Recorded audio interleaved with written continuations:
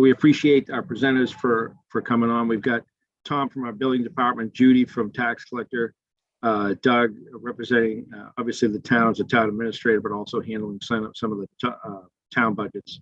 We've got Gino from IT and Stacy from Human Resources. We've got Serena also from our accounting office. I don't expect we're going to see Biz tonight. Is that a no? Okay. All right. And then from our I never see Biz again. Yeah. There you go. Right.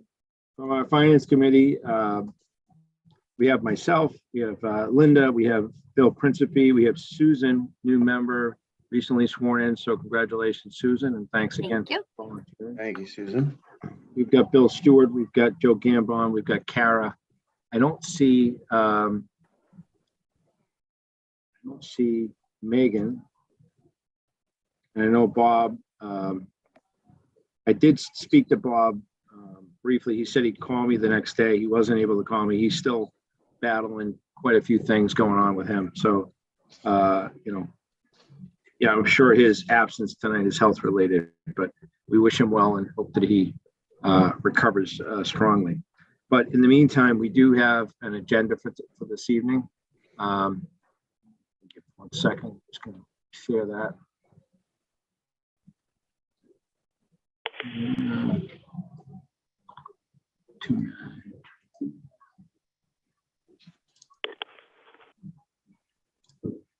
Okay.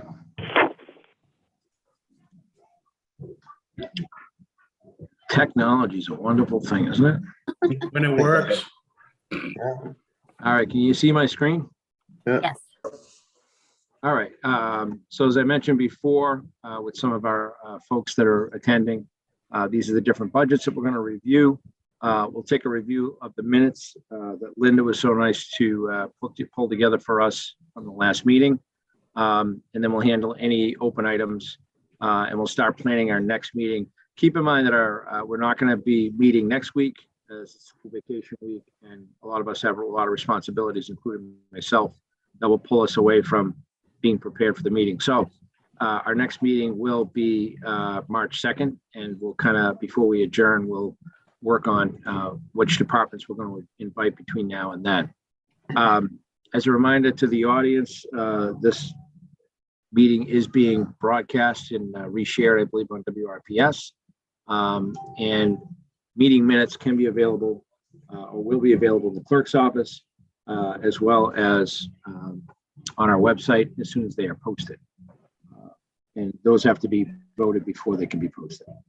All right, so with that, let me just, I'm going to share the budget that was sent to me by Serena. I don't think anything's changed since then, correct, Serena? Nothing significant has changed. Okay. I believe most of the budgets that we're talking about tonight are in the general fund. We can certainly jump around if we like. Can someone confirm they can see my screen? Yeah. A little, it's kind of small if you can enlarge it a little bit. I don't know. Do what I can. How's that? That's a little bit better. Is that better? Yeah. Okay. Fine. All right. So if you could, I'll just take them in the order I wrote them down, kind of the order that folks kind of jumped on. We'll take Doug to the last because he normally sticks around for the call. But we'll go Tom, Judy, then Gino, and then Stacy, if that's okay with everyone. If anybody has any, would like to go ahead, let me know if you have an obligation or something like that. Looking to spend about 15 to 20 minutes for each budget. Primarily what I mentioned to you guys before in email was if there's any deltas that are explainable, like contractual items like salary or something that's required, like we need to file a report and that's why that budget line item is going up $2,000. You mentioned that, you move on. There's really not much discussion on that. We don't have a lot of choice on that. And then if you have items that are deltas, like we need to add more money for something, you know, if you can give us the background, the backstory on what it's needed. It could be an employee, it could be hours for an employee, it could be a lot of things, but just give us the background on that so that we can get a handle on that. And those are really the deltas, the big differences between, year over year that are not contractual. The last thing is any articles that you have. If you have an article that you want to discuss, you may not have it printed tonight. You may not have it completely completed. But either I can have you share your screen, or you can just give us a good description, and then we'll see a printed copy of it later on, which is sufficient for what we need to cover tonight, so we can ask some questions and get a better understanding. All right. So that's basically the lay of the land. That was the first 6 minutes of the call. If you like, I will, let me see here. If you guys know what your budget, what your number is, so like, for example, 195 is town reports. If you can give me your number, I can go from there. So Tom, do you know what your accounting number is? Shame on you. I think it starts with 241, but I don't know if it's any other departments as well. 241. Yep, 241, 2, 3, 4, 5. That looks like all of your budgets, right, Tom? Yeah, You're good, 241, Linda. 245. Got it. Okay. All right. So with that, Tom, take it away. Building department. Okay. I don't know, in the past, the last few years, the inspectors have been looking for some money. I did a comp search on everybody, and I found out that they can use a little bit more money. The plumbing and gas inspector was the worst. Electrical inspectors weren't too bad. And we have the comp search. I believe Doug has it. I don't know if he wants to put it up, but I was looking for electrical inspectors. I was looking for $1,000, $500 for each one. And on the plumber, I was looking, he was $8,000 off. And therefore I was looking for $1,000 for plumbing and $1,000 for gas. And that's more or less what I've been looking for on the comp search as far as the salaries go. I don't know if Doug can put it up. I don't know. I don't think we should get into that level of detail right now, Tom, just because there's a lot of budgets to go over, right? So I think we can answer questions they have. Okay, but I did do a thorough search. I did 1, 2, 3, 6, 9 towns, and I came up with these figures that was well overdue. They've been asking for the last 3-4 years. Nobody had asked me this year. I decided to take the ball and run with it, and I did the comp search myself. So what I'd be looking for would be plumbing and gas, each 1,000, and electrical 1,000, but that's divided with 2 employees, 2 inspectors. So they're getting 500 each. And then the plumbing and gas inspectors, are they one and the same? Is that the same? That's the same inspector. So the same inspector. Right. So, and there's 2 inspectors for plumbing and gas, like total? No, there's 1 inspector for plumbing and gas, and there's 2 inspectors for electrical. All right. So the net is that the plumbing and gas inspector is going to get, you're looking for a factor of 2 increase in their compensation. Right. I'm looking for 1,000 for gas and 1,000 for plumbing, but it's the same employee. Okay. And Tom, are these tied closely to what you're charging for, like, inspection fees? Yes. Yes. So is there a kind of a tick and tie back to, you're going to recommend a request of, whatever it is, $100 more per inspection or $50 more per inspection to kind of cover the cost? The inspections, they're averaging about $30 an inspection, and they seem to be bringing the revenue in. It's just that we're not paying them for the inspections. Okay. And is our inspection rate at, when you did the comps, do you find that our inspection, the fees that we're collecting for inspections are close to what other towns are? That's right. Yes. Okay. All right. So it's just a matter of they were a little bit underpaid, and your request is to move them up. Right. The biggest one was the plumbing and gas. Okay. He was way off. All right, so just covering these three little budgets here. You're looking for $100 more for seminars, for plumbing. You're flat year over year for weights and measures.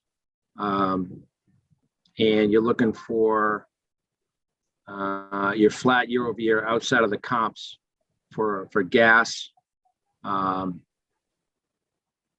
So $100 more in seminars, not a big deal. That, you know, I'm sure that there's always coding and things like that. So not a lot to talk about between gas, plumbing, and weights and measures, except what you already illustrated. Anything in the building department group here? No, the building department's doing okay. The weights and measures were a little bit off because everything seems to be going okay. There's no fines. Scanners were good. Usually when I hit a fine, we have a well-balanced budget. We can get close to what I think we're about $900. Yeah, we're $900 shy, but I've had no fines. Everything's been pretty good on the weights and measures. We will be getting marijuana. They will be going with the scales. They're going to be getting probably 13 more scales when they start the cultivating. So that will come up a little bit more on the weights and measures. Okay. But you're not anticipating any additional increase in cost. It's pretty much just going to be more, a few more scales to inspect. That's right. Okay. Under the building department, Department 241, you've got a 34% increase in the local inspectors from 14,000 to 18,000. Can you go over that? Yes, that we were paying the local inspector $22 an hour. And after I did the comp search on him, the average was $30 an hour. Okay. And that's where we came up with the additional. Right now, we're advertising, we're looking, he retired. But I didn't advertise with any monies because I need to do an interview with Stacy with him. So you're expecting you're going to need an increase in the comps to pull in a local inspector for a building. Okay. Yeah. All right. Your administrative assistant has a 13% raise. Is that, did she hit a step or where does that come from? John, I can speak to that one if I can, Tom. So the administrative assistant and the junior clerk, that's something I've alluded to before, and it's a little bit awkward because of the timing of things right now. But I think I mentioned at the last meeting that we're obligated with our collective bargaining agreement with the clerical union to do a wage and classification study. So we've concluded that analysis, doing all the salary comps from all the appropriate comparable towns. And so these are two positions that we think are going to need to be adjusted accordingly. So I don't want to really get into it too much now because we still have to finalize this with the union. But this is something that, in my opinion, we're really going to be obligated to do again because it's part of our agreement that we do this study, and it's not every position. It's only, I mean, we looked at every position, but not every position not every position has been documented that it's really out of whack, but the ones that are out of whack, we need to adjust accordingly. And so that's why they're highlighted in green. So it's because of that wage and comp study for the union contract. Yeah, I guess if you compare similar positions from town to town to town, I don't know how the town is kind of working on that, but there's a difference between towns and cities and job responsibility. It's a very murky water. 100%, John, and that's why we had town council taking a lead role in this, so they could do exactly that, make sure we're comparing apples to apples, so that all those kinds of variables were factored in. And the conclusion, this was done really with Stacy and town council. They're really the ones that did all the work. And so it's, I think when we go back on it, it'll be something where we'll look for more detail on the ones that jump around a lot. I think the ones that you say, we need another another 1% or 2% or 3% more is not as big a deal as, 10 plus and that idea. Yeah, understood. So I think, once we finish up with the union on it, then I'll be happy to share more detail on all those. But Okay. that's what it's based on. Okay. All right. Dues and meetings are up a little bit, but I know that the cost of that does go up. And it's only $100, so not a lot to talk about there. Any questions? Normally with the building department, we get into some other questions, but before we do that, any questions from the FinCon team on the building department or departments that Tom presented on? No. Okay. All right. With that, Tom, normally, I don't know if you have any articles that you're going to be submitting or you're looking for? Oh, I don't. Okay. I know in the past you've talked about some of the equipment in your office and things like that. Have you managed to kind of resolve some of that, or there's not a lot of issues anymore? Or No, we took care of the printers. We got the printers all set up, and we got the cartridges. No, we're doing pretty good. The sundries is helping us out. okay. All right. How about like buildings in town? I know that we put some money aside, and I don't see it in here. I'm wondering if there's another spot in the budget where you have this, but we did at one point have some money put aside, I thought, for like abandoned buildings, improving safety with some of these buildings, things like that. Do you have anything to add on that? Yeah, the derelict buildings weren't on my budget. That was something that Biz had put elsewhere. It wasn't on my budget. Okay. Was it So, an Ian, article or something? Do you know where those are at? I'm just looking for it now. Maybe Serena knows off the top of her head. Previous years. So in previous years, I believe she did it as an article, and she must have funded it through free cash. So if that's something that needs to be reoccurring, then we'll have to evaluate that. Do you have any idea how much you'll need, Tom? No, I believe it was 10 at one time, and then she gave me more because of fences and buildings that had to be raised. Right now, everything's pretty quiet. If you need to put anything in there, I can let you know when I get the estimates to raise the buildings. I can't really tell you right now what I would need because everything's pretty good. And I can look it up in the office tomorrow to see how much money is left in there right now, unless you have the latest January report that I had sent out a couple weeks ago. It would have it on there, but I can check tomorrow. All right, not a big issue. I just want to make sure that I know in town, I'll take my own personal position. I live across the street from that, Howard and Park building there, and keeping that building safe is pretty important to me, since I just went through, a few years back, we went through that fire. So, I think it's important to most of the townspeople, if they live near an abandoned building or even a house, that, the town can step in and do what they need to do to keep it safe, So I do believe that we end up putting liens on these properties, and we do get reimbursed. yeah, no, I know that's how the process works, but I know we need to spend it up front. So let me know if anything comes out of that, and Serena, if you get a kind of a talk track on exactly where that money's coming from and how it's getting spent, then that would be great. I just want to make sure that we're up to snuff with what we need here. All right, that's it for Tom. If anybody has any final questions for Tom. Not in the building, no. All right, thanks, Tom. I appreciate it. You have a good evening. I thank you. Thank you all. Yep. Thank you. All right, Judy, what's your budget number? 146. 146. Should probably all know these by heart, but I'm gonna let you know that's never gonna happen. Not because I don't like you guys.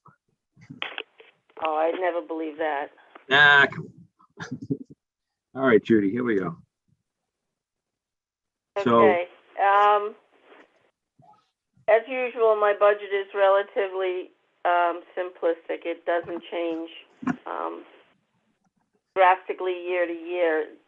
This particular situation in my budget, you're going to see a bump up for the assistant tax collector due to a step increase for FY23. I'm going to jump down to the $1,200 parking clerk stipend. Has always stayed the same. That it will be addressed by whomever I have two brand new employees, so whomever I choose to be the designated parking clerk will end up with that stipend in June. The postage and supplies, same. You guys know as well as I do that we are paper intensive, we are postage intensive. I try to keep that as consistent as I possibly can, and we're doing pretty well in that respect. Tax liens, the buffer for the tax lien is pretty consistent across the board, largely due to the fact that the $5,000 is reserved typically for your tax takings, which include your legal piece, your recording of the Registry of Deeds, your takings. So there's that buffer has not changed.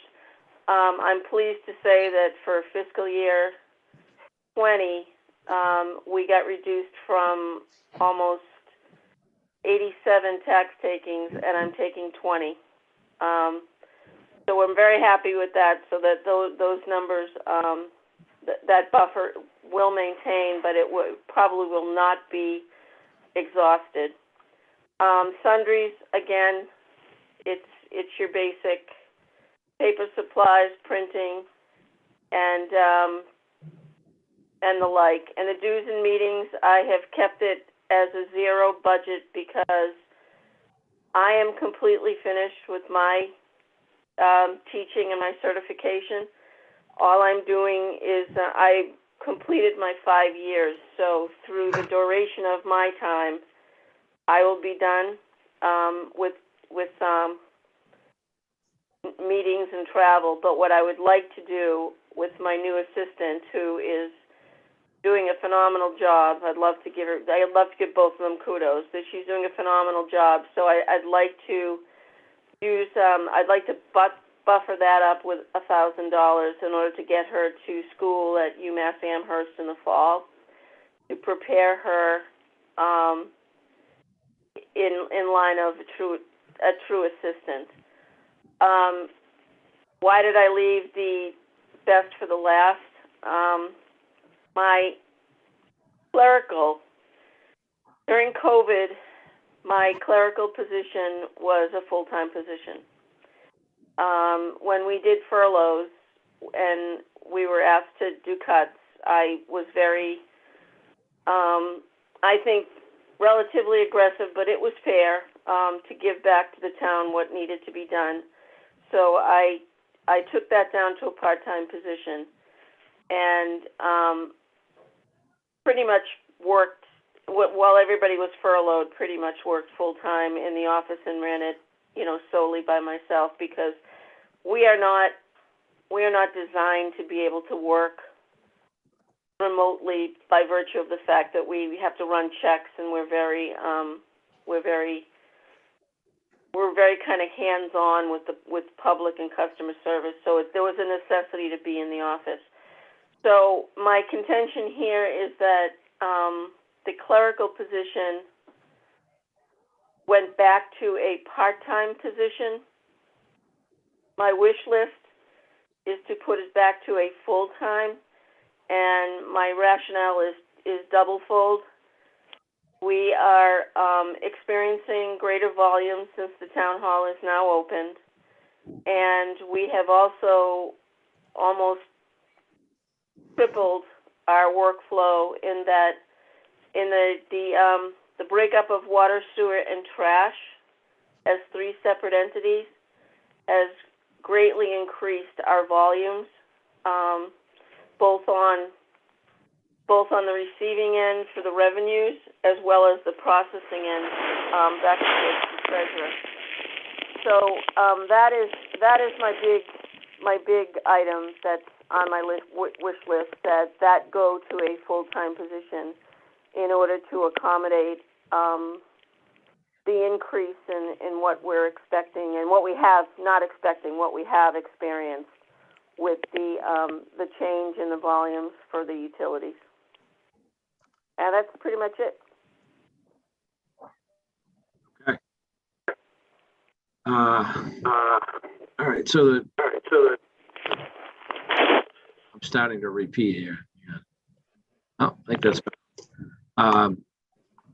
so 92% for this full-time position, but it looks like that full-time position, is that what they were at, Judy, before COVID? Were they around 39, or do you have any number on that? That was where they were at because they were equivalent positions as step one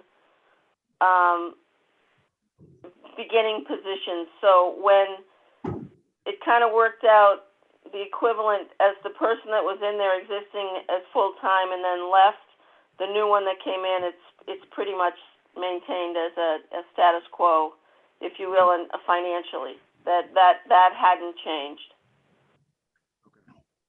And I would say that too, that one of the things that we were able to do, which we were very successful at in working with the entire financial team, was sending money back to the general fund because of the steps and measures that we took to kind of get down to bare bones to be able to give back to the general fund, largely due to the effects of COVID. Yeah, you can see it. You can see almost right around 20,000. That's a pretty good. Which is pretty good number for a budget that's 156,000. So that's a real big number. So congratulations on kind of navigating that whole thing. So bringing that back, and you said something interesting: water, sewer, and trash breaking up. Basically, it's costing the town money, in the form of everything from mailing to collecting at the window, et cetera. And putting extra pressure on your team. Is there a way to automate, or I just can't believe in this day and age everything isn't just automated, you know what I mean? Or there isn't even like an incentive to basically just put everything on electronic, like I go in like I do with my bank, online banking. I just put my routing number in and it just kind of takes care of itself, you know what I mean? Do you want me to chime in on that one, Jude? Because we've had the discussions about that, and a lot of it has to do with the multiple financial software packages that we utilize, and there would be a large number for us to actually combine or change the financial packages that we use. So we did look into it, and there's no way to get this thing like whatever the system is to just auto pay. I wouldn't say no way, but it's money. It's like anything. It's money. There is a way, John, and not to interrupt you, Gino, but there is a way, John. But this is going to probably sound deja vu-ish to you, but while we do have Unipay segregated for our utilities and we have Invoice Cloud segregated for our motor vehicle, personal property, and real estate, while we would love to enjoy a more healthier activity on those, there is a convenience fee attached. And in this day and age, particularly as people are playing very close to the vest with their finances, they kind of balk at the convenience fee. So what a lot of people are doing, they're going the other route, which is they're utilizing their bill pay through their bank, which is zero. But what that means is a physical check is actually cut and mailed to us. So it doesn't eliminate our volumes. We are seeing an uptick in Unipay. We are seeing an uptick on the water, sewer, and trash side, as far as people utilizing it as an online service. We've educated people that they do not have to use a credit card. I've explained to people that if you use your debit card with a routing number and a veritable bank account number, it's a 50 cents charge. Right. What's the So, charge on that, Judy? What? It's 50 cents per Oh, transaction. I thought it was up as like $3 or $4 or something. No, it's 50 cents per transaction. If you use a credit card, it's a sliding scale. American Express is very heavy. And most people use Visa, but it can be a pretty hefty sum of up to $35 to $40 for a transaction on your real estate bill if you're going to do it that way. Most people that do it are, your millenniums that are much more computer savvy and want the points on their credit cards, frankly. Part of it is that they would prefer to pay a lower interest rate on their credit cards than have to pay 12%, 14% interest on a late real estate bill. So it's not for lack of trying that we're getting it out there, but for whatever reason, there's still a large volume of people that we see on a regular basis that come into the building and want to pay it and want a stamped receipt and Right. want to walk away. Yeah, I agree with you 100%, Judy. There's some people are creatures of habit. They're not going to change dramatically.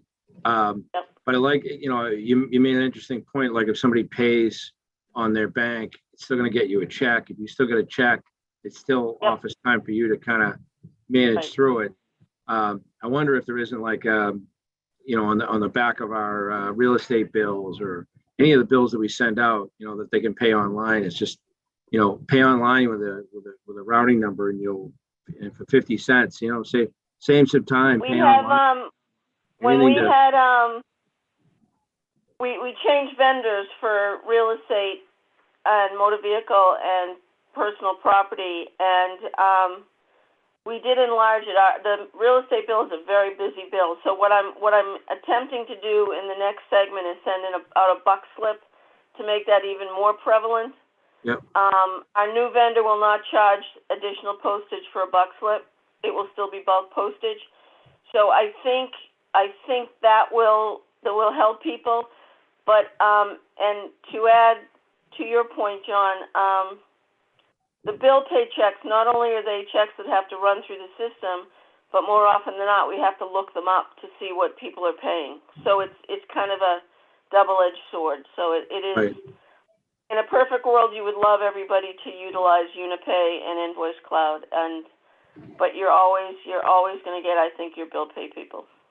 Yep, that's cool. All right. Again, not a ton going on in this budget. The full-time position, restoring that from part-time to full-time is again with what's going on in this department. I feel it's not an unwarranted request. I think it makes sense. But I'd love to hear from anybody on the team. Does anybody have any questions for Judy or thoughts or comments? All right, Judy, I don't think you have any articles, right? Nope.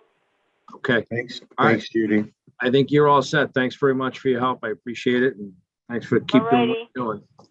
Thank you, Judy. Have a good evening, you guys. Thank you. Have a good night. Judy. Bye-bye.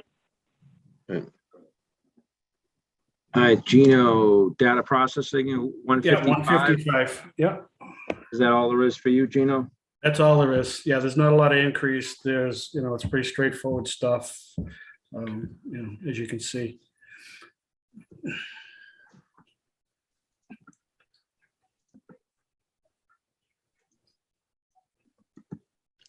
All right, so looks like you moved telephone services. Did you just combine these two? Yeah, they just combined. Just it's easier to draw out of that. Okay. It was originally created, that telephone services line was created a couple of years ago. We were originally going through the phone project. Okay. So designated so we could really, so we could itemize out of it. Okay. It makes more sense now to combine it back into computer and supply stuff. All right, so the software went up 60,000 year over year? Yeah, so that is due to our online permitting. We've had to now start to implement multi-factor authentication due to insurance reasons. We've had to enhance other security software packages that we have. It's, the updates to the website that doubled in cost. We've actually started to take on the maintenance fees for other departments within the IT budget. So that's why we're taking that large hit there. Now, did those maintenance fees come out of those budgets? Or That I don't know cannot if you could answer. answer that or not. I cannot answer that, but Serena, if the maintenance fees on software packages that Gino has taken over from other budgets, if those maintenance fees were adjusted out of their budgets? I'm not 100% sure. I can look into it. I'm not so sure they were even budgeted to begin with, John. I think a lot of them were just expenses, kind of newer expenses as we started doing more that weren't budgeted. And that's why we're trying to fund them where I think they should be, which is out of the IT budget. Okay. So they've been paying him. So are you saying that for example, let's say the library department is a software, are you saying that budget was running at like a deficit, or was running, it was paying those software, but it didn't really have a line item for it, so it could have been running a deficit? That's basically what you're talking about? We'd have to take a closer look at it. I honestly think that's a smaller part of what the increase is. I think Gino could probably speak to it better, but I think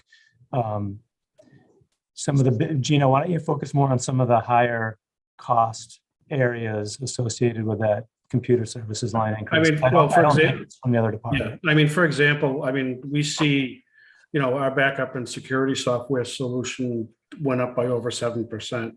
Our financial software went up by 5%. The financial software alone is the number is close to $70,000 of that budget. So when you start taking hits like, when we start doing increases like that are contractual with our vendors, with a smaller, with the budget number that we have in that line, it goes up exponentially, so. All right. I think part of the point too, we should highlight, John, is, Gino's very good at securing the best possible pricing. And most of the time that involves either going off a state contract where there's like huge buying power, or, through another vendor that has huge buying power. So I feel very confident that Gino's getting the best possible price for these things. But as you know, because you were in the technology business, sometimes the market changes, and and take Munis, for example, which is what Gino was just mentioning, our financial software. That's a sole source procurement. There's no other place to go to get Munis updates than Munis. And so you're sort of at the mercy, just like every other municipality across the country that uses that system. But I guess I just wanted to highlight that it's not as though he's not done due diligence to get the best pricing he can. It's just that's the way the market is. Yeah, no, this is definitely not and look at the money we had problems with. At least it was all over the news where towns were getting, ransomware and all kinds of crazy things going back. I don't even think it was a year ago. I was seeing articles on it, and I'm sure it's still going on today. I remember. Oh, it's constant. It's constant. And that's what we try to stay, at least up with. I don't want to be on the bleeding edge of things, but we need to be up on it and keep us trained on it, and I think be. The only thing that concerns me is and look, this might be small potatoes, but there's been budgets in the past where, I'll give you like when the electrical happened and some maintenance was combined and things like that. It was never like a true like tick and tie back to, we took 60,000 out of one budget and we put it into another budget, and it was like 60 and 60 on both sides. It's always sort of like 60 ended up over here and we combined the costs, but it really wasn't a stronger tie back. And I understand that, a lot of these things just evolve, and you're in this department and you're running, you get all this stuff, and then all of a sudden you get this brand new requirement that you have to stop paying. And I think you're right, Doug. I think it kind of gets lost in, you start paying things that you have to pay, and then eventually somebody says, well, this should really be paid by IT, for example, in this case, and it makes sense. but there's really no line item to move it out of. It just got absorbed into, sundries or some of the catch-alls that we have. So, but I'm just asking if there's any tick and tie back. If the answer is there really isn't, it's just more of a, we just removed that cost from those budgets and it came out of random items, then that's just what it is. But if a lot of this software increases the price of the software, then that's the price of doing business, unfortunately. Yeah. So, all right. So I get a handle on your budget. Anything else that you have budget wise? You don't have anything else that rolls under you, any other No, lines? not at this point. And I have no articles this year. No articles. No, not this year. I think maybe next year. I think we gotta talk about a couple of things, but not this year. How do you, Gino, do you coordinate a lot with the IT in the school department? I know they're a pretty big department over there. Like, you Yeah, got- Tim and I speak very regularly. Yeah. All All so right. we Yeah. use each other as a resource, when necessary. Yeah, that's good. I mean, because there's probably economies of scale there, but more so it's, if you're both looking different directions, you got a better chance of catching something before it gets us. Yeah. So, all right. Any questions for Gino on data processing and IT? John brought up a good point about the schools. I mean, when you work with Tim over there, whatever, Walls. I'm assuming you're making sure that you guys aren't working on the same thing and not knowing that you're working on, like, buying a certain type of software or something. Yeah, So, and I mean, the thing is, you know what I mean? Or finding something you might be able to work together with and save money. we've tried that. We do coordinate to that level. I'm trying to think of how to explain it. The software, like, we're on an Office 365 platform, so the schools are on a Google platform. So All right. there's a lot of things that are actually totally opposite, right? So Yeah. their management of their software applications is different than my management console for the town side. So we do discuss, what each of us are doing, but a lot of times that there's enough difference between what we're doing that there's not like it's not like we're gonna go out and buy, 100 extra Chromebooks, to try to get the additional discount because the town doesn't use a Chromebook, right? Because we're not a Google platform kind of thing. So, there's not really that level. It'd I be can great. say though, just to jump in, Joe, when the schools did have some issues a few months back, Gino went above and beyond and actually set them up with workstations here in town hall so they could access Munis and keep their operations going. So Gino's obviously right about the different platforms and it's different services we're providing, but he does coordinate and work very closely with them. I can assure you that. Okay. Yeah, I mean, 2 weeks ago, he and I were discussing the sign for the new school. So, and bylaws for that. So, we communicate well. And we That's try great. to work together where we can. Yeah, that's great to see. All right, Gino, thanks for your time. We appreciate it. Hope you have a good rest of your evening. You as Thanks, well. Gino. I appreciate it. Thanks, everyone. Appreciate it. And Stacy.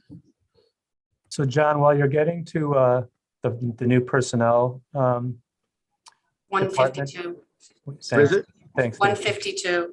152. I just wanted to give a quick introductory sentence or two if I could. So what you'll see here is we're creating a new department. So in the past, Stacy's position was included in the Board of Selectmen, Town Administrator Board of Selectmen budget. So you'll see if you were to go up to the top to there, you would see that go from, the appropriation in FY21 down to 0 in FY23.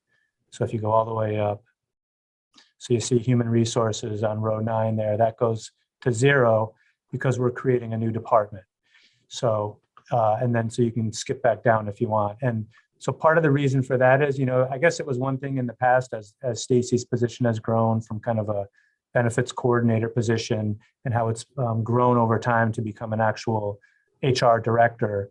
And now we're really trying to take it to the next level with a part-time person, which she can talk about in a minute, and then the other associated operational categories. But with that, it's really time to build it out as an actual department. So I just wanted to clarify that it's coming out of selectmen and into its own department. And with that, I'll turn it over to Stacy. Hey, everybody. Hey, Stacy. How you doing? Good, how are you? So I think I would think the supplies, the postage, the trainings are probably somewhat self-explanatory. I do several 2 to 3 large mailings a year to retirees, and usually that all came out of the selectmen's budget. So they're giving me my own budget and those separate line items. But the big one for me is adding a part-time HR assistant / benefits coordinator. It's long overdue. I've asked for it probably for the last 4 years. When I started as the HR coordinator, the majority was the benefits. It was workers' comp, FMLA, 111F, and processing all of the open enrollments and the health insurance negotiations and things of that sort. That started out, big. It was a very big undertaking as it was, and it was an awesome undertaking. We did a lot of work with it. And then, the Board of Selectmen saw the need to promote me to HR director, which was great. But that was another whole full-time job. And I never, and I continued to take on the full-time job as the benefits coordinator. So I'm going to be honest, it's been years. I don't think I've worked a 35, 40-hour work week since in about 5 years. It's been anywhere between 50 and 70 hours. And I'm really, I'm at the point where I really need some help, especially because there's a lot of things that I want to do. I mean, there's, training and, there is that training budget, for example.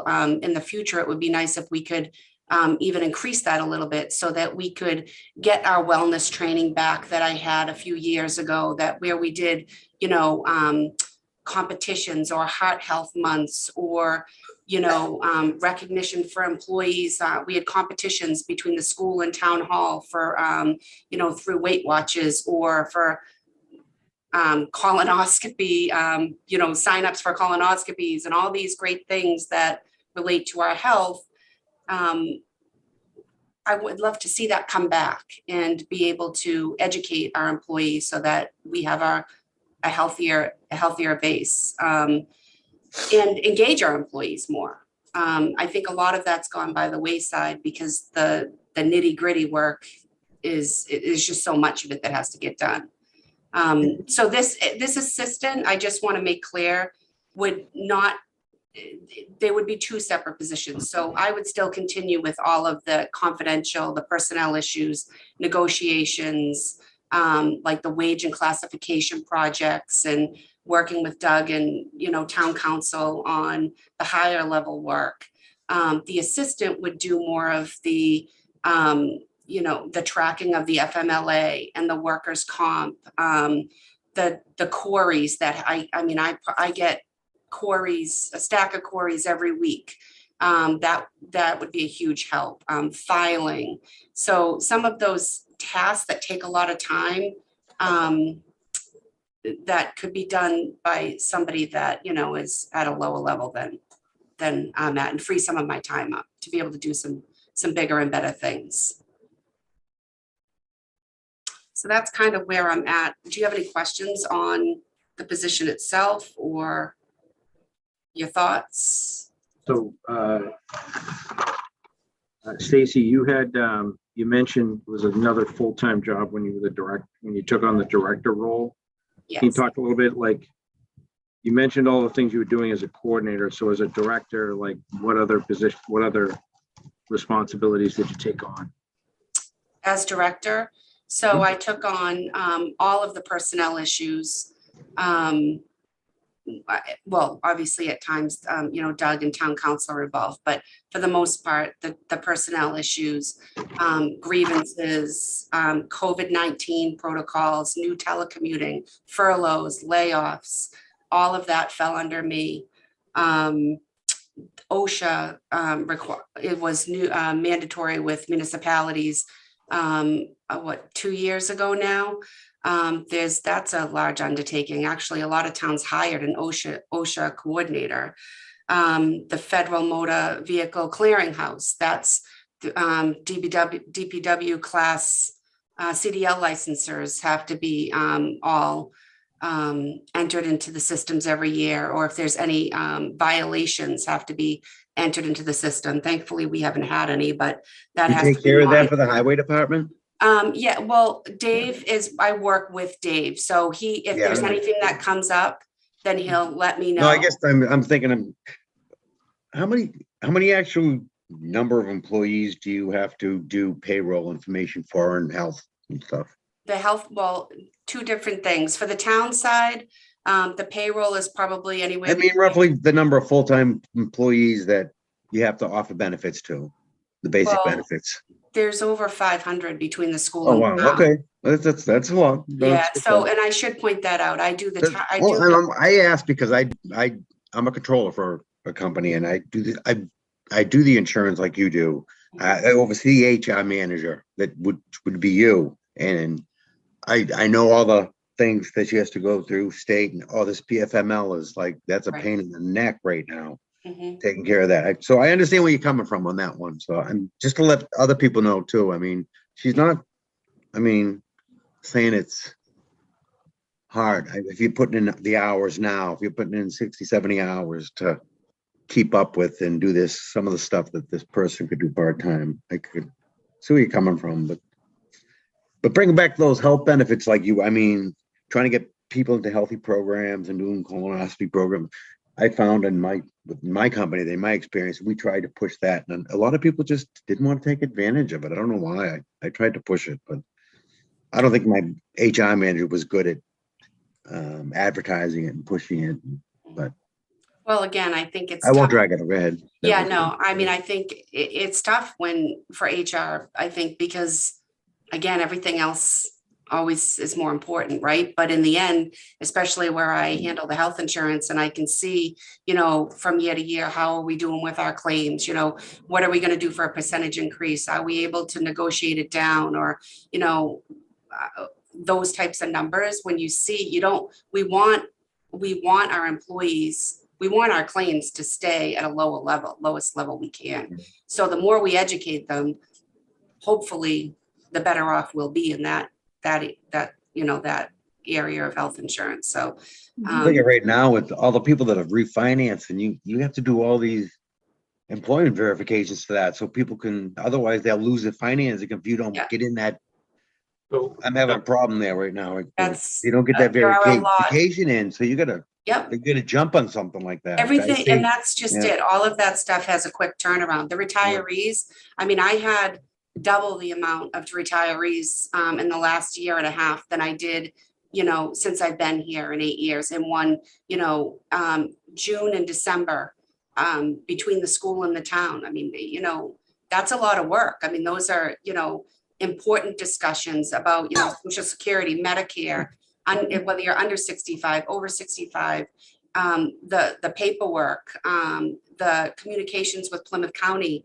So even just for one retiree, it's a decent amount of work, and you double that, you get anywhere between 10 and 12 up to 15 retirees in a year, or in June, which is during open enrollment, mind you, as well. And then in December, which is also retiree Medicare open enrollment.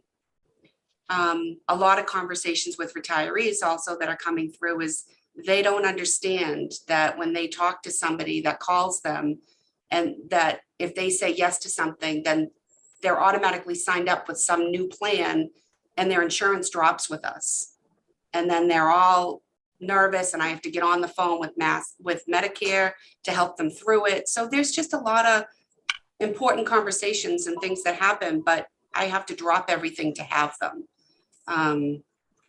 And same with the paperwork. You have to get it done. So Stacy, some of this stuff is near and dear to my heart, because I just had a meeting with my own business with a payroll company, and more things are starting to be automated.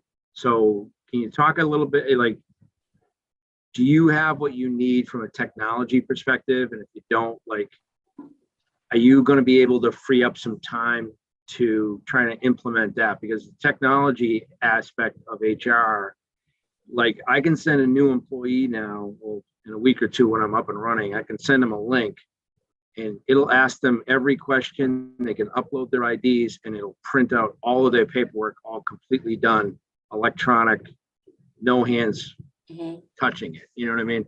Like, I literally don't have to lift a finger. And for me, that's a monumental step forward. But can you tell me about what you're doing with technology with HR? John, can I ask you a question on that? Well, let's let Stacy answer first. All right, no, do you use time clocks or not? That's all. I do have a time clock right now. Yeah. All right, that's all. Go ahead, Stacy, I'm sorry. Actually, Gino and I had quite a few discussions and software meetings last spring, summer. We reviewed probably between 4 and 6 different types of technology.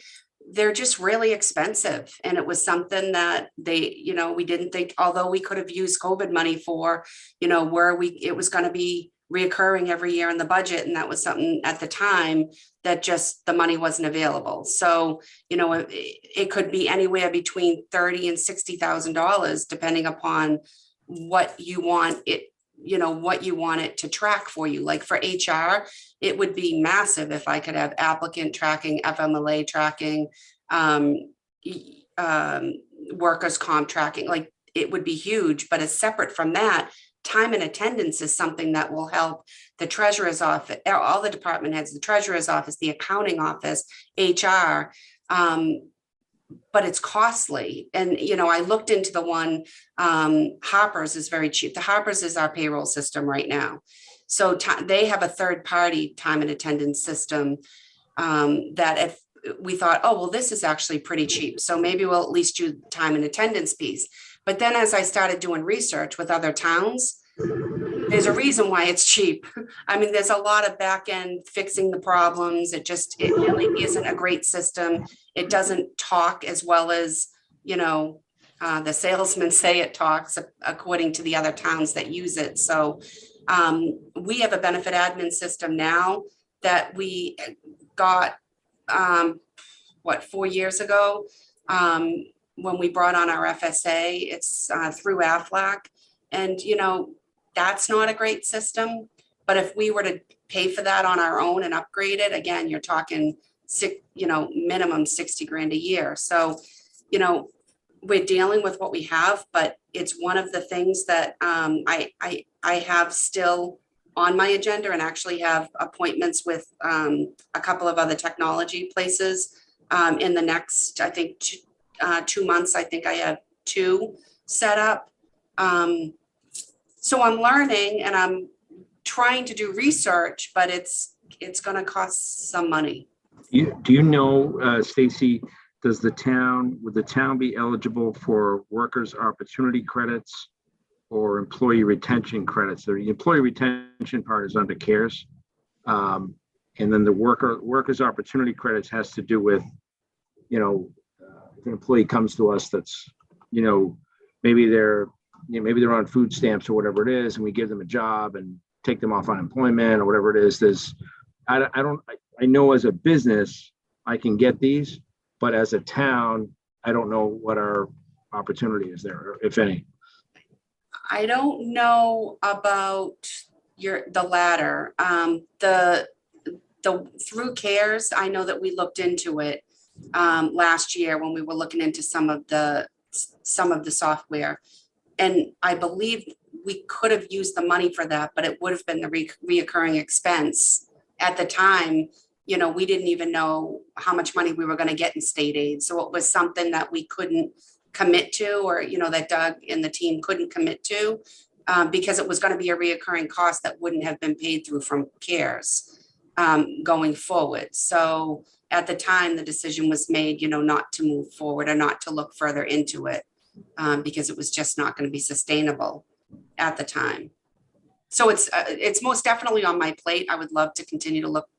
We need it. I mean, Serena can even, I'm sure she can even Yeah. speak to it. I know that they would love it. I mean, some of them that I looked into would be department, an employee fills out their time, it goes to the department head, they review it, they hit a button, and then it can go to however many levels you want, and then it could go to the treasurer's office, and as long as she approves it, or he, and then, hit a button, and then it shows that it goes right into the payroll system, and then goes to accounting. So, Right. it's pretty cool, but I it's think just- long term, you're gonna hit a point where additional help in a department is gonna cost more than the technology. I mean, that's just the way technology works. Right? Yeah. I'll send you my contact. This company called Heartland is supposedly like one of the top 3 payroll companies. He's gonna get me like about $5,000 an employee as an employee retention credit through COVID. So it's a massive hit for me, which is great. But again, who knows how much of this applies to the town? All bets are off when it comes to the town. But maybe another resource for you to continue to look at technology. Happy to look into it.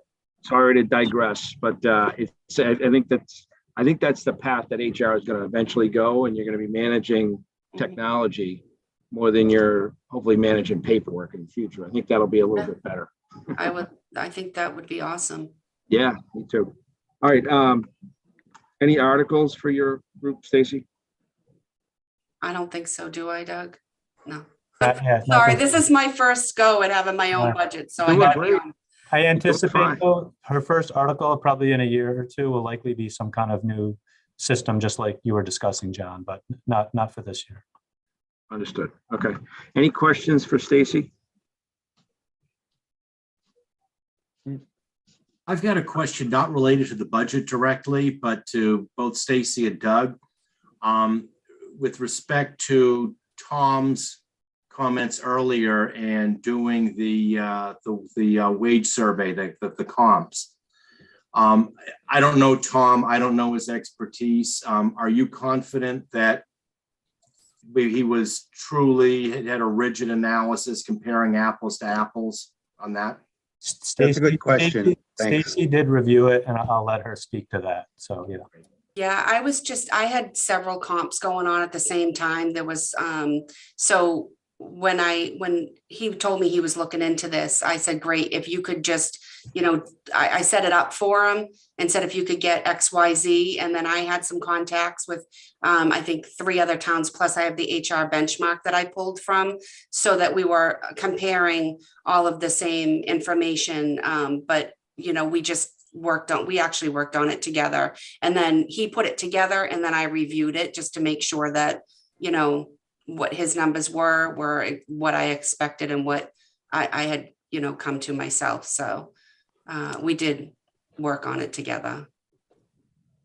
I was Okay, confused. I just want to make sure you had independent, more or less validation of the process, because I know these things, there are a lot of variables, and sometimes people who aren't used to doing this Right. don't consider all those variables, and it's a very different job in other towns. It's combined with other responsibilities, et cetera, and it's not really an apples to apples comparison. But if you're confident that that the information's valid, I'm fine. Yeah, no, I'm confident. Thank you. You're welcome. All right. Well, if there's no other questions, Stacy, I'd just like to say, personally, I know my wife works for the town, and anytime we've ever had a question, you've been able to get back to us right away. And I think that's the way you treat everybody. That's been the experience everybody's given from that we've gotten. Any feedback you've always been great to work with. So we appreciate all your hard work, and we thank you for everything you're doing. Great, thank you. And don't forget that you need to reapply for your FSA. That's right. I'm not going to let you be late this year. Okay. All right. All right. Thank you, Thanks, Steve. Thank everybody. you, Appreciate it. Stacy.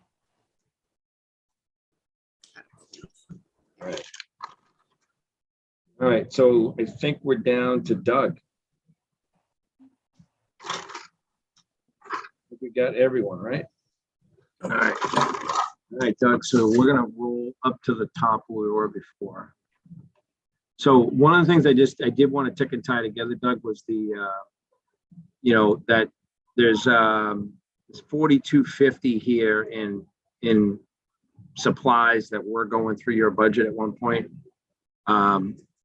So is that accounted for in the selectmen's budget? Is there like an adjustment, or did you take that into consideration when you were pulling your budget together? I mean, a little bit, but to be honest, like you'll see if you go all the way up, in some areas, we actually feel like we need to increase it a little bit more because some things are a little bit tight. So, I mean, I did review all this with Biz before, but it's not like, okay, I added 1,000 there, so I have to cut 1,000 here. We're really looking at, what we think we're going to need for the upcoming year. So we're mindful of it, but you might not always see an exact dollar for dollar reduction. So you want me just to sort of run through it, John? Yeah. So the top line, I have a contract. FY23 will be the last year of my current contract. The executive assistant, along with the other non-union employees that we've moved off contract, those salaries are flat. Because again, I have that wage adjustment obligation line that you'll see for $300,000. That's an amount that I am estimating and hoping should cover all of the union increases that are still yet to be negotiated, non-union increases, any other sort of buyouts or things that we may have to do that won't be covered under individual articles. Same with the assistant town administrator. Her salary's flat again because her raise will come out of that wage obligation line. And again, it's an awkward way to do it, but this is really the only way you can sort of do it now, given that I haven't negotiated and finalized any of the contracts yet. What you'll see later is once this budget's all done and all the contracts are settled and the non-union raises are settled, then and after town meeting, then that amount will get allocated and distributed amongst all the different lines. And that's why you see in the FY22, we cut it pretty close. There was only 3,500 left over because that amount that we had appropriated was later allocated to all the different lines. So I hope that makes sense. We did move a little bit of money around in the operating budget. Below, you see we didn't feel that we really needed the same amount in sundries. That's just sort of our miscellaneous catch-all expense. The vehicle maintenance, we only have one vehicle here. I don't use that, nor do the selectmen, but it's an old cruiser that we have available for the building department mainly. The local inspector was the main person who used that going out on inspections, and that's effective because that way we don't have to pay mileage. So that's an old cruiser. The landfill monitoring, we have two landfills, Pleasant Street and Beach Street. It looks like it doubled in price. It really didn't. In the past, the town administrators or Board of Selectmen's budget paid for one, and the Board of Health paid for the other one, but we just consolidated it into one. So that's an example where you'll see a reduction in the Board of Health budget, and it's just moved over here, and that's based on the actual contract price with the engineering firms, CDM Smith, I think it is. So there's going to be a $20,000 increase or $23,000 decrease in their budget?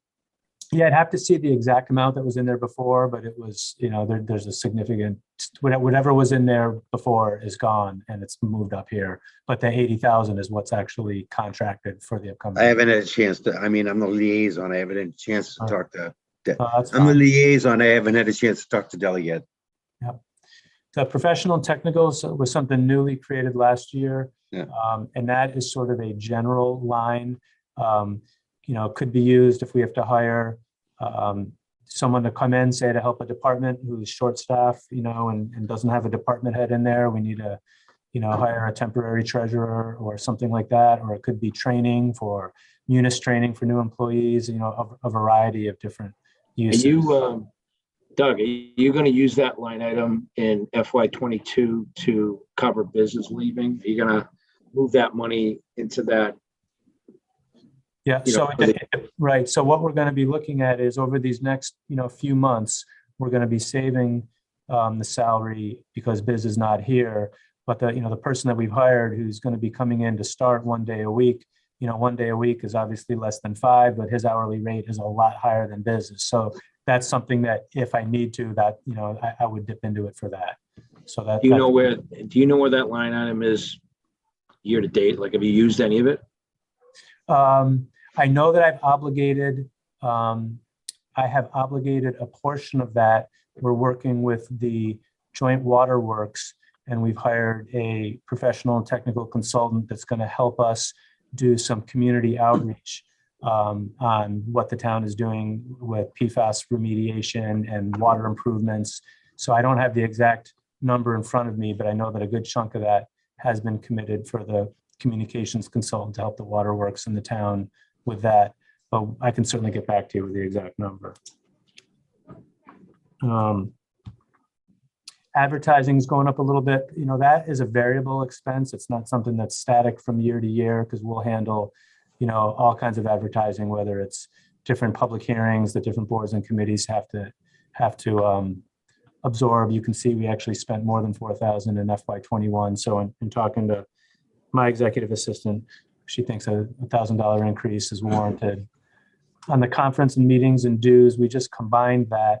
And then I did increase it a little bit because with our relatively new assistant town administrator, there's another association, which is one of the ones that I'm in, the International City Manager Association. We'd like her to join that and maybe attend a regional conference. So that was just combined, and then a relatively modest increase so that there can be a little bit more professional development with her. That's also a tough one, because if every single selectman decides to go to, a number of professional development opportunities, we could even be short. So there's a little bit of variability in those lines. And then postage was something that Biz had actually moved. That was previously down in a different budget, like a town hall maintenance budget. I forgot exactly why, but that was just something that Biz felt was more appropriate to be in the Board of Selectmen budget. So that was moved up, and that's just, again, as needed for a variety of different postage. It's kind of self-explanatory. So where did it get moved to? It moved to the Board of Selectmen where you see it, and it moved from, it was like a town hall, kind of like maintenance, which we'll probably get to as John goes down the list. So let me just make sure I get this too. Your land use coordinator went to 0. That's because we're creating another department, similar to how we did with personnel with the HR director. So there's a new department that is moving to, along with the new town planner that I'm also proposing. Sorry, I forgot to mention that. I apologize. No, that's fine. And that reminds me, John, if I can just digress slightly. I have the whole budget done in the sense of my initial proposal, and I gave a detailed PowerPoint presentation to the Board of Selectmen last night. If you want, when we're done with this, I'd be happy to do it for you guys, or because it'll probably be late and I know not everybody's here.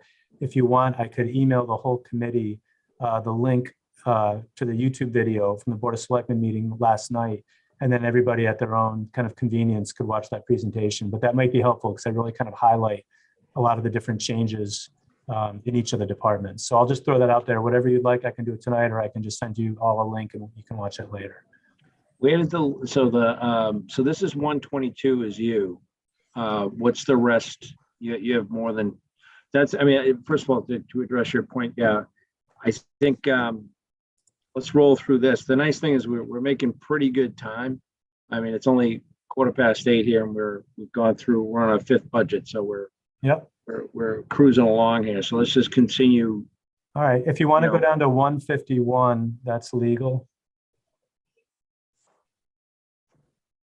So that, we're keeping flat. Again, that's a tough one because there's just a lot of uncertainty. We're going through some litigation right now on Belmont Street, a landlord situation. And there, the town, all the various town departments, fire department, building department, health department took appropriate actions to protect residents in an unsafe building. And rather than bring the building up to code and make it safe, the landlord has decided to sue the town. And so, we have expenses now that's related to that. So things, can come up, but I think if we level fund it, we should be okay. I just checked with Sue today. We're about halfway through our budget in the current year. you know, and we're just a little bit over halfway through the year. So I think we'll be okay. There's not a lot of cushion here, but one thing that when we talk about the land use department and the new planner, I haven't counted on it yet because I don't want to count my chickens before they're hatched. And I'll talk about it more at another date when we talk about the planner position. But we currently, because we don't have a planning department and we don't have a town planner, we pay our land use attorney to attend virtually every zoning board of appeals meeting because they need that expertise and that input and advice. Obviously, attorneys cost a lot of money every hour. So once we're able to hire a planner, and part of that person's job will be to attend all those meetings just regularly. So there'd be much less need to have our attorney attend all those meetings. So I anticipate in the future, all things else being equal, you know, there should be some savings in the legal line, you know, especially on the zoning portion of it. So the land use attorney comes out of this town council legal services line. Right. And that will go down as you bring on a planner. I think it should. I haven't counted on any savings yet because I want to just see how it shakes out. Yes. I want to just tie up one of the things you just said too. You said that there's a landlord suing the town. Town's going to have legal fees. As part of our, you know, countersuit, we'd be countersuing them for the cost of our legal fees to defend ourselves. And yeah, we certainly hope we're going to recover legal fees, but I can't guarantee that, you know, and certainly right now we're incurring that expense. But that would usually end up in like a lien situation, which we wouldn't see in the revenue until the lien's paid, which would come through free cash. Right. I'm just trying to, for those that are new on the, you know, on the team, I'm just trying to give them like the typical, assuming everything goes as we think it might, we spend the money on legal fees sometimes to defend ourselves. If there's property involved, we put a lien on the property. If the lien is eventually paid, like when the building's sold, that revenue comes back to us in the form of free cash. Because we bring in more revenue than we expected from tax lien, et cetera. So that's something that, you know, I want to make sure everybody's kind of clear on. But. And I should also highlight the last thing, John, on legal is just that everybody reads the paper, so you'll know we have a couple of other very high profile lawsuits that we're involved in. And that also, you know, affects our costs. And so I would hope that at some point in the future, can't say exactly when, as those things get resolved, you know, we could see this budget go down in the future, but this is where we need to be right now. The next one I think is 192. So that's that public buildings and, you know, maintenance. You do see an increase in the custodian. And I actually do think that, believe it or not, the custodian is in the same clerical union that I was mentioning earlier. So I do think part of that is associated with that and also associated with a stipend that the lead custodian gets for coordinating his work with the others. The regular utilities, maintenance, supplies, same. And you see that's where the postage came from, Joe, before. It was down there and now it's moved up.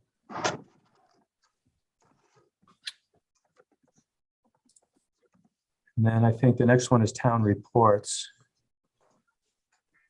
So we're comfortable with 5,000. It's a little bit down from the prior year from FY22, but we're comfortable with that number. One thing we've noticed is, you know, we're trying to find the right number of annual town reports to print. Same thing with the town meeting warrants. You know, you got to make sure we have enough for everybody, but we don't want to print too many and be wasteful. So it's we think that's a reasonable number.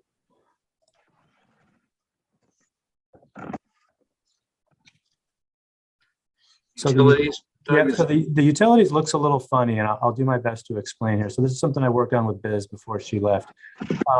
I personally just didn't like how many individual lines that we had in this department, because I just think it's an unnecessary level of detail. You know, we have to pay our electricity bills. You know, it's as simple as that.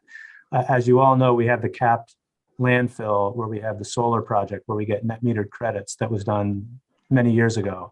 And that, I have to say, that works out very well for the town financially. We do save a lot of money with those net metered credits. So what we're trying to do here is accomplish two things. We're trying to really more accurately show exactly how we pay for our electricity and also consolidate it as much as we can. So we have it broken out into three groups: the schools, the general government, and then a separate one for library. And I'll explain why we have those categories. So for the schools, we think is important because they're obviously, our largest department. The general government for essentially everybody else, and then the library separately, because if we were to kind of not identify that individually, believe it or not, that kind of looks like a budget cut to the Mass Board of Library Commissioners, and that could negatively affect our library state aid. So we just want to keep that separate so we don't have any negative repercussions on our state aid. So the way it works is we get. Did you say a fourth one? No, just three.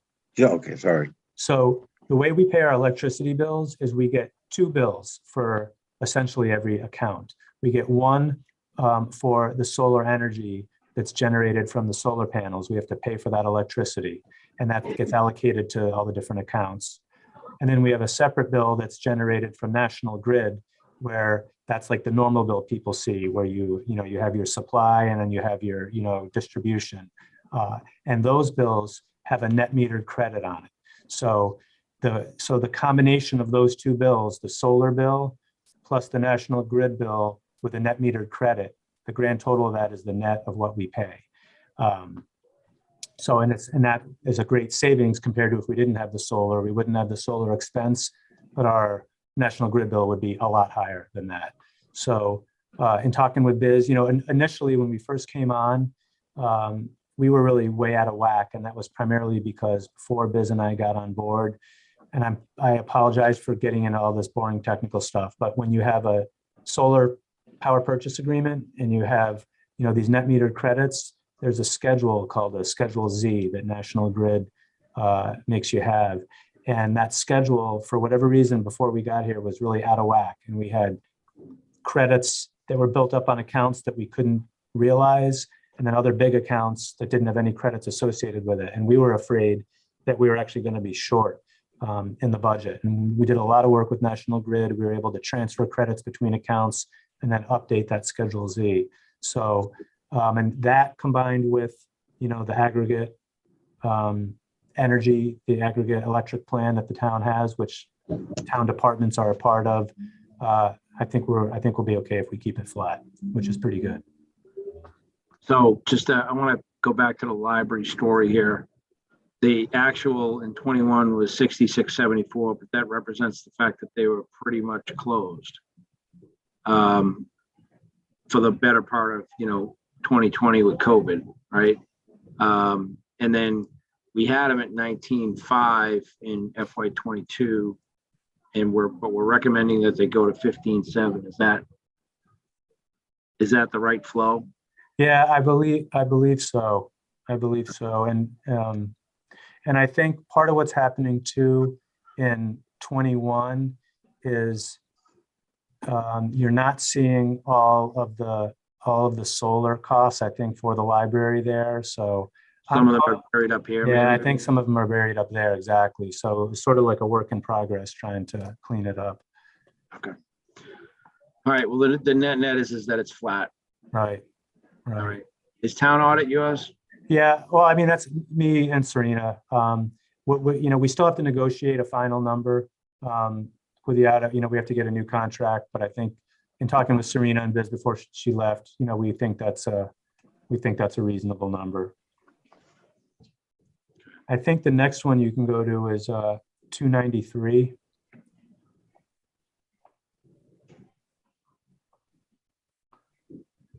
Yep. So right there. So this is one that we highlighted it in yellow. This is traffic lights. These are the stoplights. Again, this is hard to predict. It's variable depending on accidents and damage and things like that. And what's really, really frustrating is if you guys noticed the traffic light that got taken out at the corner of Webster and Hingham Street a few months back, and it was down for a while. We were chasing aggressively, the insurance company, and it was like an out-of-state insurance company, and we didn't really get much back from them, and it would have cost us more in legal fees to really try to sue them and take them to court. So, it all kind of depends on what happens. And Sue Ide in my office tracks the spending. This is one that as we go through the budget process, if we get a little bit more money through the House or Senate budget, I might want to bump that up by maybe another 5,000 or so, just because we are worried about being pretty close to being short in the current year, the way things are going. But again, it's hard to really predict. But this is one that I think we're okay for now, but we have it highlighted in yellow. We might want to increase that one later. Then you get streetlight maintenance here. For Yeah, well, I'm sorry. 30,000. Yeah, and we can talk about that when Dave is on, but basically that one is something we mentioned before, which is once the town bought all the street lights, and again, those are, not traffic lights, but street lights for visibility. There was an article that was passed at town meeting for, one-time article for maintenance, but there was no recurring budget item. And we get calls all the time at town halls, the traffic light the street light is out, or they'd like a new street light because it's dark on their intersection or whatever. And there's literally no budget for it. So in working with Dave Taylor, this is really something that we need, definitely. So where did it come from before? Yeah, we were just Out of a Dave's highway budget. Highway department budget? Sure, yeah, just scraping it from wherever we could. It was, not good. And then the last one I think is 945 insurance.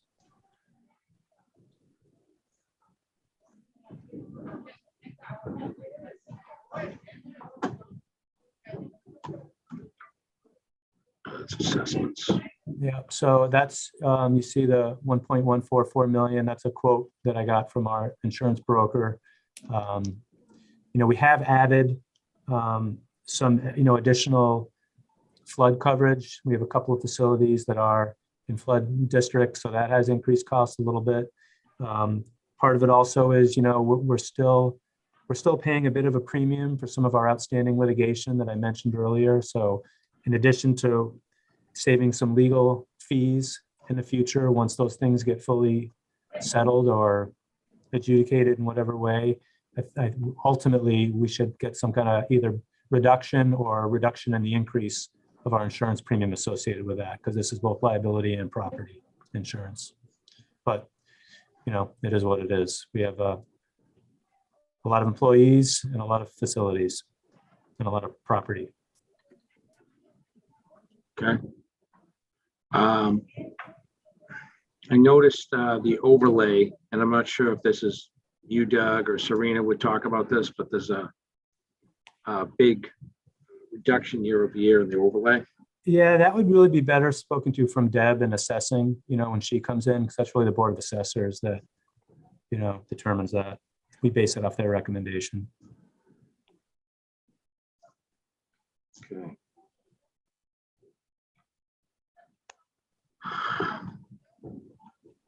All right, I'm trying to make sure I get the land use coordinator new department. What number was that, Doug? Let me look for it. So I believe it's 179.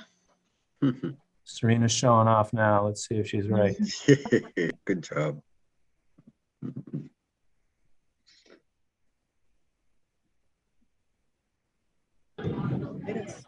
Yeah, you got it. So I can, if you want, I can talk about it a little bit now, John. And if there's still more questions, we could continue it at your next meeting with Jen Constable, the assistant administrator, because she's really working more closely with it.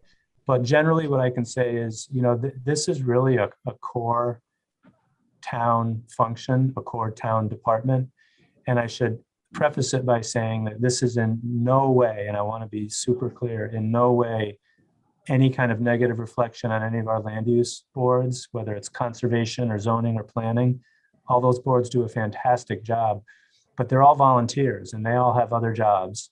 And they're not full-time employees with a town. And so, this is again, kind of a core position that does a whole range of things. They could be, their bread and butter, as I like to say it, is really kind of staffing those boards, helping the town coordinate everything that goes before those boards, whether it's requests for special permits, subdivisions, variances, all those types of things. And then And of course, you said then- cutting legal fees as well? well, no, well, yeah. So, when that person is attending, say, the zoning board meetings, there'll be less of a need for our attorney to be at those meetings. Okay. And, like one of the best examples of this position, the need for this position, I gave a pretty detailed presentation 2 weeks ago at the Board of Selectmen meeting for a new law that came out at the State House, generally referred to as the Mbta Communities Law, which is requiring cities and towns like Rockland that either have transit stations or what they call adjacent communities. So we're adjacent. We don't have one. We don't have a stop in our town, but we're adjacent to obviously, Weymouth and Abington that have commuter rail stations. So we're now required to either show compliance with or create new zoning that will allow by right very high density housing that is available for multifamily, not age restricted, very complicated zoning that's going to either have to be developed or we're going to have to show some kind of compliance. And there's literally nobody to do that. So that's something that the assistant administrator, Jen, and I are starting to tackle a little bit. We'll work with our attorney. And then ultimately, if there is zoning that'll have to be developed, we'll have to get some technical assistance either from the state or from MAPC. And this is the kind of thing that if you had a planner, like this is what they do. They help work on zoning and they deal with, these exact kind of issues, as well as, dealing with businesses that might want to come into town. I mean, I could go on. And like I said, Jen Constable could also speak more about it. Our first inroad in this department was in hiring the land use coordinator. Shuttlesworth is just the person's last name. That really shouldn't be there. She is currently a part-time position. She's been of great value since we've had her. Before, what would happen is if somebody wanted to come in, say they needed a special permit for something they wanted to do on their property or they're interested in acquiring it, they would come into town hall and like, hey, I need to talk to the zoning board. How do I do a special permit? There's nobody they could talk to. They'd have to leave their name and number, and we'd ask one of the, the volunteer chairman, to call that person back, when they had time. And it's not very good customer service, not very efficient. Now we actually have a person in the building that an applicant can meet with. They can explain the zoning bylaw, they can explain the application, make sure things are submitted correctly. And that's been so effective. What would be a best practice would be to have a full-time planner and to bring that part-time person up to full-time. So that's what we're proposing here. I hope that makes some sense.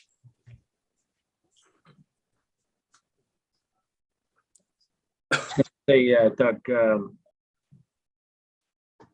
the dues and if you bring on this position, I can see the dues and meetings being required, but I don't know about is the supply. I mean, where would these people be located in the building? Would they be down in the building department or No. do we even have room? No. So my plan is this is gonna be a big change. So just be ready. So the downstairs conference room, what I would do is I would build two small offices in the back portion of that conference room. One for the assistant HR person and one for the planner. I don't like to say it, but it's almost a closet basically where the land use coordinator is currently working. So I built two small offices in that downstairs conference room that would basically eat up half of that conference room. So we'd still have the front half that could be available for, where that big conference table is, that would still be available for meetings that didn't have a large crowd. We also use that as our emergency operations center in case of a emergency. So for boards and committees that use that downstairs conference room that need the larger space for more attendees, especially planning board and zoning board, or it could be a finance committee meeting or a CPA meeting. I've already talked to the school department. All those meetings can be moved over to the lecture hall at the high school, which is really a much better space because if any of you have ever attended a zoning board meeting that's really crowded, it's overflow into the hallways and it's just not really fair to the attendees anyway. So we built two small offices on the cheap in that conference room, keep half the conference room for small meetings, and then move all those other larger boards and committees over to the lecture hall at the high school.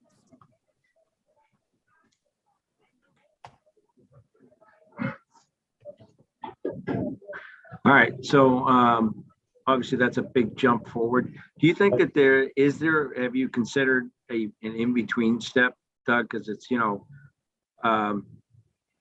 there's a lot of new positions coming on. There's a lot of increases in current position. When I say a lot, I mean, it's just, And there's a lot more there's a lot more we haven't than normal. presented yet. Yeah, there's more than normal, and there's more that you haven't seen yet. That's what's in my other presentation. So no, this is part of why I was mentioning my presentation, because that's really sort of the focus of it, is kind of highlighting how this is, unusual, and there's a lot of new additions. We're trying to make some inroads in key areas, and I think you'll see as you go through them all, the two that we've talked about so far is, the assistant HR director and a planner. And, I stand by these as well as everything else is things that these are real true needs. They're not just, wants. They're not fluff. So yeah, we've thought of other things too. We've talked about, can we try, combining with another town with a part-time planner? And I've been working that for the last year, and it's just not feasible. So, this is, we'll see how this all shakes out in the end. But given the enormity of what we have in front of us, think about the town meeting we had unsuccessfully about a year ago, where we tried to propose the Gateway Mixed Use Overlay District, and town meeting had concerns about that. That's another example where we did our best, but neither the assistant town administrator nor I are planners. So we hired MAPC as consultants, but it's not the same as having an actual staff person that can help craft zoning, do community outreach, engage with people, and help things move forward. That come out of your consultant line item you had, right?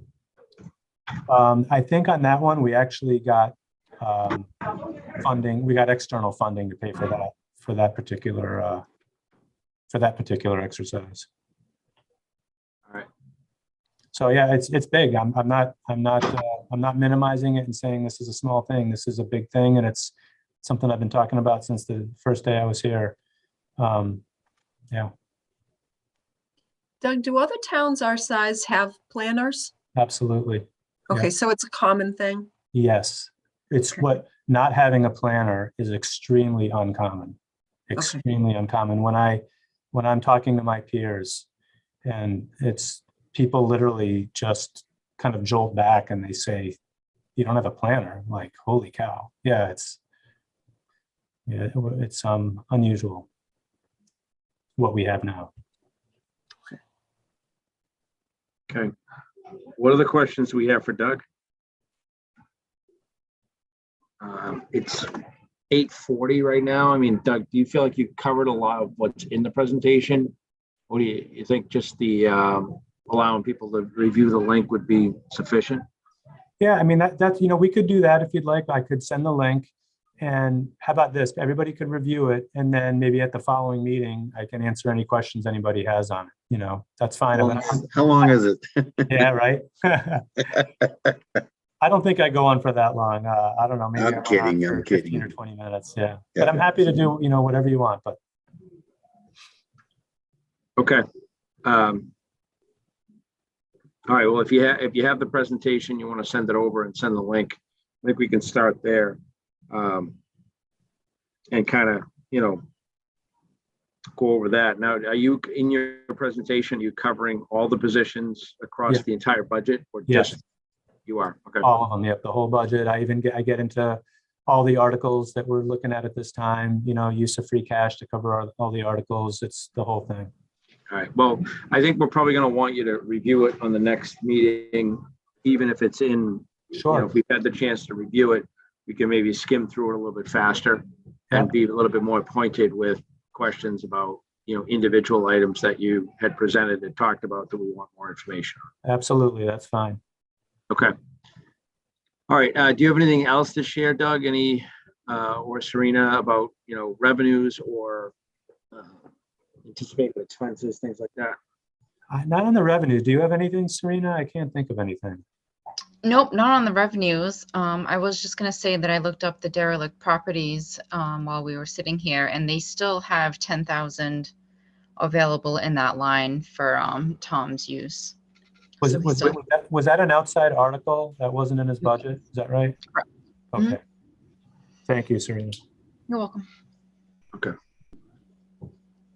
All right. So with that, any other questions for Doug? I'm just going to stop sharing. I did forward a copy of this to everyone. If you did not get it, please let me know. But you should all have, this is the workbook.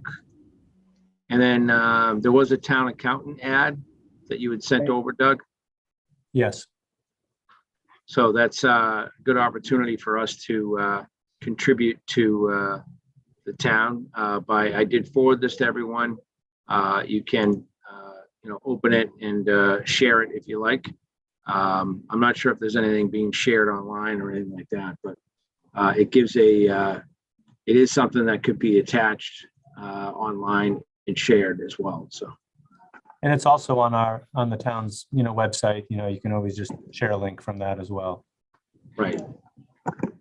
And I'll try and get that out as well. So people have that link. They could just, share it that way too. Right. But it's a good opportunity, especially those, a lot of us or a lot of the folks here are either in businesses where there are a lot of financial people. They have a lot of contacts in the financial world. Great opportunity for us to find somebody that is maybe waiting in the wings to come in and help Rockland out in their accounting department. So not that Serena's not doing a fantastic job, by the way. No, she is. Everybody knows that. And the key thing, as you do, if you guys are communicating with others, is, municipal accounting is different from regular public accounting. So you could have a brilliant CPA in a big time private firm, and he or she, unless they've been exposed to this, it's different rules in municipal accounting. So I just, I know that, but just kind of making sure that others are aware of that it is a different beast. And I know Kara's shaking her head because I think she's in an assessing department in other towns, so she knows it's just different. There's different rules. So. Yeah. All right. With that, I'll move on to the next item on the agenda, if everybody's okay with that. And that was to review the meeting minutes.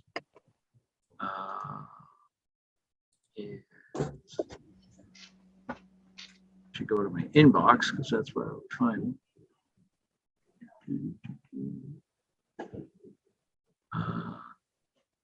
There you are, Linda. Linda was nice enough to do that in Judy's absence. So give me 1 second here. I'll share this. Share screen. Share. All right. And I will zoom. Just change my view to a single page here. One page. All right. Hopefully you guys can see that.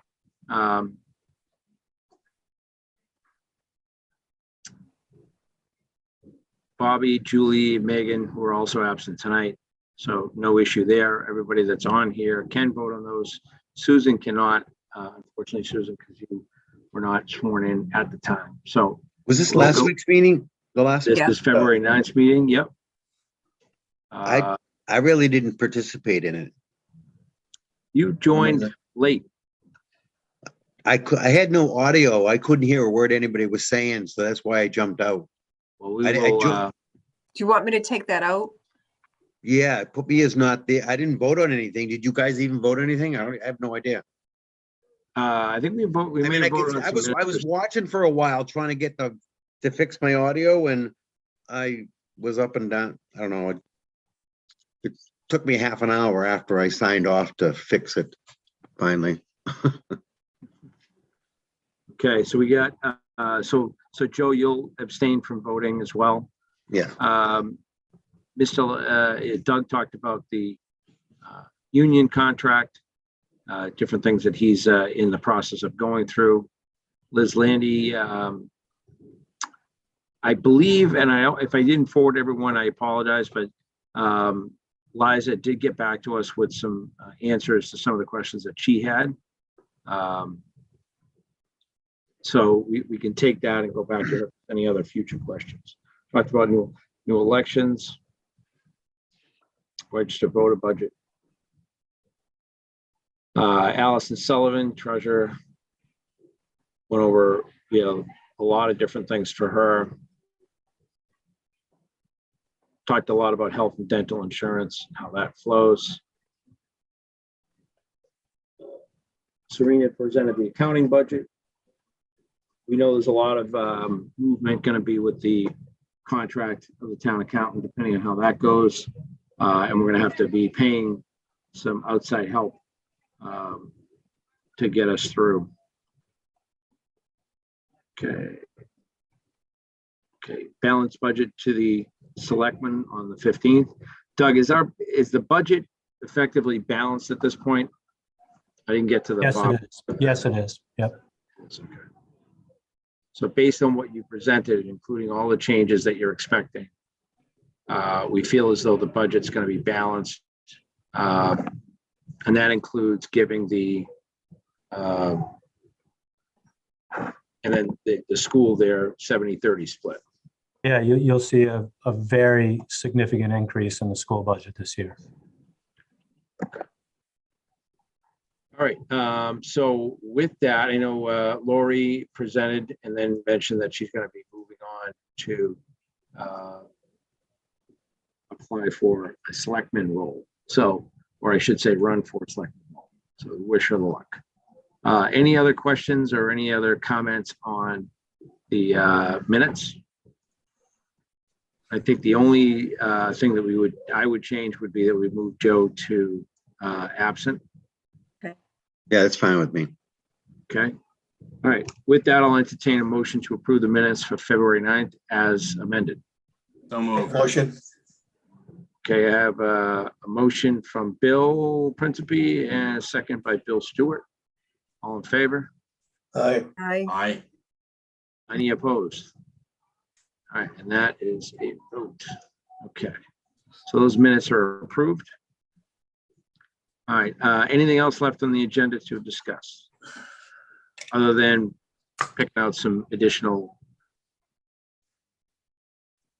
departments. All right, at this point, we've covered most of the town hall departments. I'm thinking 2 weeks from now, because it'll be a good opportunity to give them a little extra time. We can probably take on the assessor and then try and do police and fire. Doug, do you have any comments on that, or do you think that that's a fair? That's fine. Yeah, totally fine. So we'll get Deb, we'll tee up Deb first, because she doesn't have as much going on in her budget. And then we'll move on to police and fire, and I'll let the two of those guys figure out who goes first. Usually Scott has a presentation. The police chief normally has a presentation as well. So we'll see if they can share their desktop and roll through some of the things that they need to go over.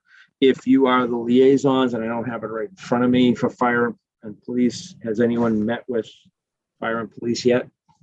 I'm in the process of setting up a meeting with Scott, possibly for tomorrow. Okay. If you get any notes, Bill, if you could forward them to me from the meeting between Sure. you and Linda, I think are meeting with fire. Right. Send me any of those notes that you have. Okay. Bobby usually handled police. So I will make a point to call John and see if he has anything he wants to share with us or share with me prior to.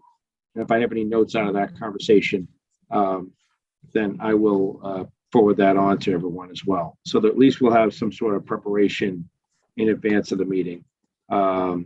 Deb, again, I'll reach out to her again. He did have one or two things with the capital planning committee other than the two vehicles, standard vehicles. You did. Okay. You have anything to add? I on just that? I don't have any notes on it though, so I'll let you speak to him and Okay. or otherwise I gotta dig up my notes. Yep, that's fine. And then, Joe, either you or Bill, if you could work with Rich on figuring out a date for him to come in. I don't know when he'll have the capital plan completely voted.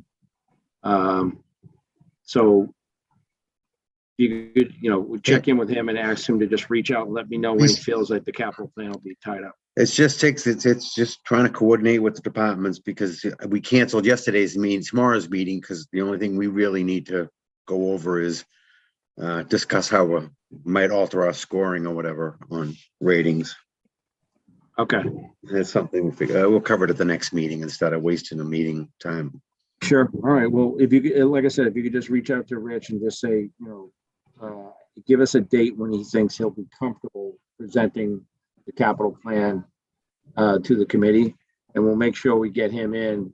And then we kind of book up, departments around him that I think will make sense, where we can, time wise. Because Bill, that was the last decision, right? To cancel the meeting? Principe? What's that? I'm sorry.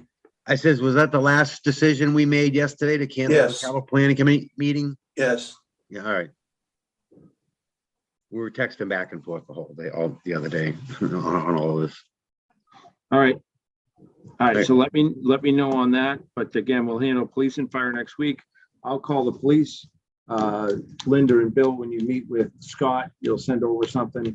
If I get anything of any value out of my discussion with Deb, I'll also forward that to everyone. So between now and the 2 weeks that we have before we meet again, hopefully we'll have a couple of emails go out with some more information. Okay. And certainly Serena or Doug, if anything comes up, let us know. I'll do some YouTube watching and review that selectmen meeting and look forward to how that's presented as well. So other than that, any other further open items anybody want to discuss? All right, I'll entertain a motion to adjourn. Motion to adjourn? I'll second. Motion from Linda and a second from Joe. All in favor? Aye. Aye. All right, thanks, everyone. Have a good night.